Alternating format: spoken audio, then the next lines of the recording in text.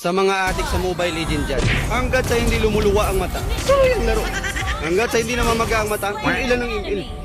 Ang kailangan mo kasi dyan, pagpuyatan mo para tumaas ang rank mo. Diba?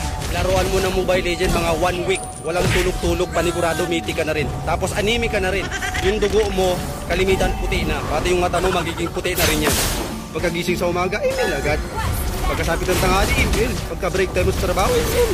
Pagka-uwi mo ng bahay bago pa matulog, pag ka na matulog, mag-email ka na lang hanggang madaling araw. Ha? Para puyat na puyat ka. Para maga na maga yung mata mo talaga. At least, hindi man tumaas yung rank mo, tumaas naman yung ano mo, yung eye bag mo.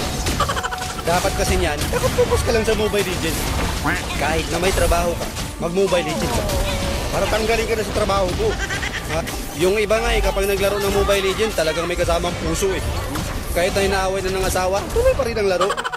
Anong asawa-asawa? Mobile Legends to, asawa ka lang.